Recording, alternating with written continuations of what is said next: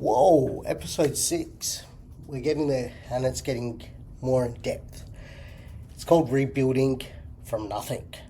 Welcome back to Lessons from the Fall. Up until now, everything we spoke about has been leading to this very point. The mindset, the ego, the pressure, the moment you realise you've gone too far, and then the collapse. But here's the truth people don't understand. The fall isn't the hardest part. Rebuilding is. Because when everything collapses, there's clarity. It's obvious. You know where you stand. But rebuilding, that's uncertain. There's no roadmap, there's no applause, there's no validation. Just you and your decisions. And this is where most people struggle. Because rebuilding doesn't feel like progress. It feels like starting over. People say starting from nothing, like it's motivational. It's not. It's fucking confronting. Because nothing doesn't just mean no business. It means no reputation, no momentum, no leverage, no credibility. And more importantly, no identity. You're not who you used to be. But you're not who you're becoming it yet either. You're in between. And that in between phase is uncomfortable because you don't have certainty anymore. Before you had direction. Even if it was flawed, you had movement. Now you're questioning everything. Every decision feels heavier.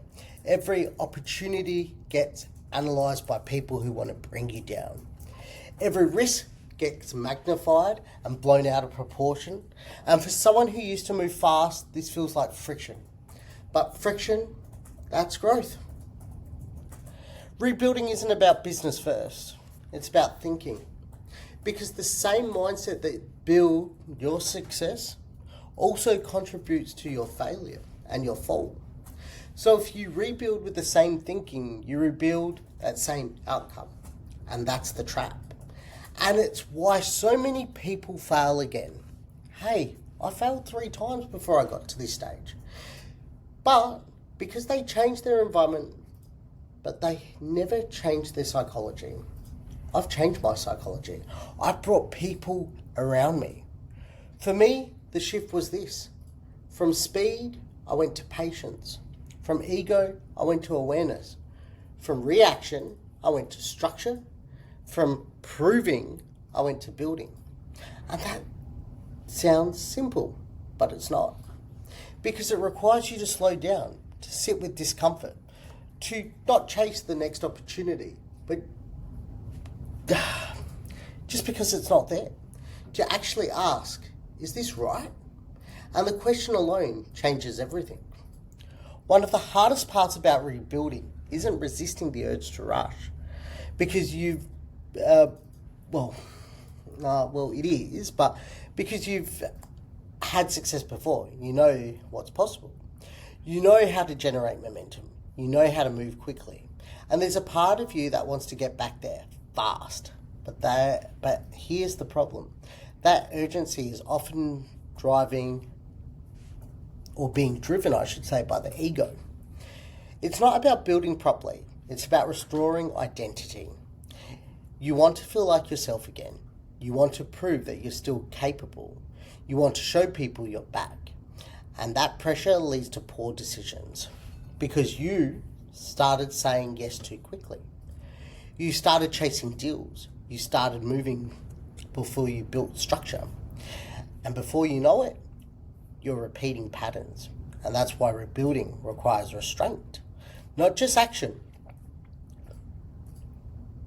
Rebuilding isn't built on big moments. It's built on small ones. Consistent direction. Showing up every day. Doing the work properly. Making better choices, even when no one sees it. Doing the work properly. Making better choices, even when no one sees it. That's a big one. There's no spotlight in rebuilding. And there's no recognition. No one cares. And there's no validation. And that's what makes it really hard. because you're doing the work without the reward. But this is where the real businesses are built. Not in the hype, not in the momentum, in the discipline. And the discipline is repetitive. It's the same actions over and over and over again. But this time it's done properly. That's how foundations are built. Renown didn't come from ambition. It came from experience. From seeing what goes wrong. From understanding how people get treated in finance. From recognizing that speed without structure causes damage. And I want to build something different. Not just another lender, but a lender that understands. Time matters, structure matters, ethics matters. Because in private lending, you're not just dealing with money, you're dealing with people's lives, their businesses, their families, their futures. And if you get it wrong, the consequences are real. Not just how fast can we lend, but how do we lend responsibly? How do we protect clients? How do we structure deals properly? Because I had seen what happens when you don't. Rebuilding teaches you things success never will. It teaches you patience. It teaches you humility. It teaches you discipline. It teaches you awareness.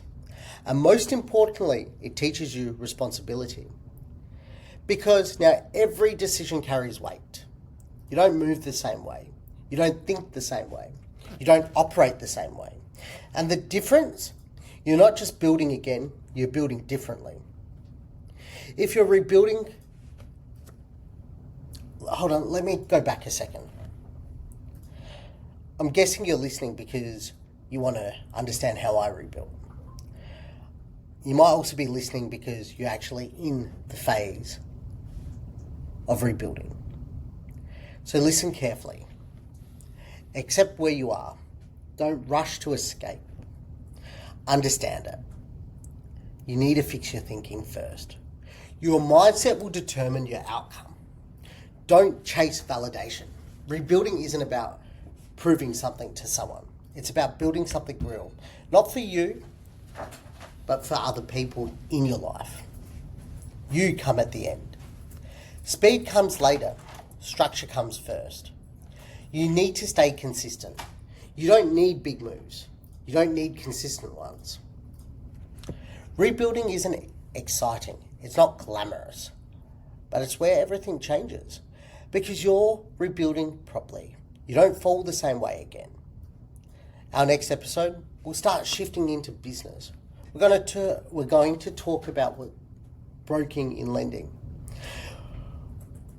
What most people don't understand about money, risk and finance, and why non-bank lending exists in the first place. This is lessons from the fall, and now we're not just reflecting, we're going to be building. Thanks, guys.